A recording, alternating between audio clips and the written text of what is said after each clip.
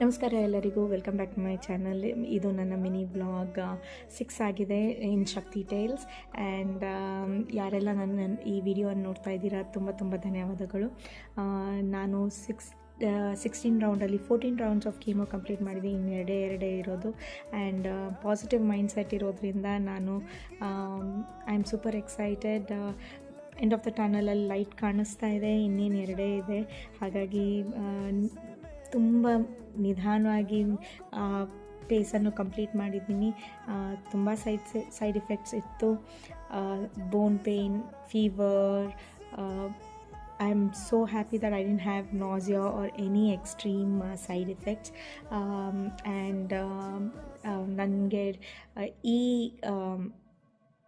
ಕೀಮೋದಲ್ಲಿ doctor visit ಇತ್ತು. Doctor ನಂಗೆ ಹೇಳಿದ್ದಾರೆ, ನನ್ನ next treatment plan will be ಒಂದು ಇಂಜೆಕ್ಷನ್, ಲೆವೆಟ್ರೋಝೋಲ್ ಆ್ಯಂಡ್ CDK 4-5 ಅಥವಾ 5-6 ಅಂತ ಏನೋ ಟ್ಯಾಬ್ಲೆಟ್ ಇದೆ. It is for probably 10 years until I get my menopause ಅಂತ ಹೇಳಿದ್ದಾರೆ. ಹಾಗೂ ನನಗೆ ಮೆನೋಪಾಸ್ಗೆ ಇದೆ hysterectomy ಮಾಡಿಸ್ಕೋಬೇಕಾಗತ್ತೆ. So these are my next treatment plan along with radiation oncology ಅವ್ರ ಹತ್ರ ಅಪಾಯಿಂಟ್ಮೆಂಟ್ ಇದೆ.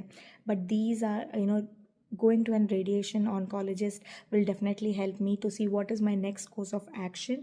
And ಆಮೇಲೆ ತುಂಬ ಮುಖ್ಯವಾದದ್ದು ಏನು ಅಂದರೆ, ನನಗೆ ನನ್ನ ಫ್ರೆಂಡ್ಸ್ ಆಗಿರೋವಂಥವ್ರು ಯಾರ ಹತ್ರ I had lost touch. They have come forward to help me with food. ನಾನು ತುಂಬ I'm so blessed to have them in my life. ನನಗೆ ಏನು ಹೇಳಬೇಕು ಅಂತ ನನಗೆ ಗೊತ್ತಾಗ್ತಾ ಇಲ್ಲ.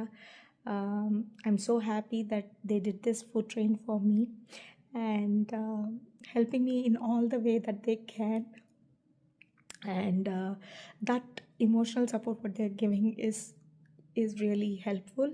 And I do have a few friends who are always my go-to person who I tell them everything about what happened, and they just listen without any judgment. And nange hagagi tumba I'm grateful to have such friends in my life. So that's why I tell, choose your friends wisely and they will always stay with you. And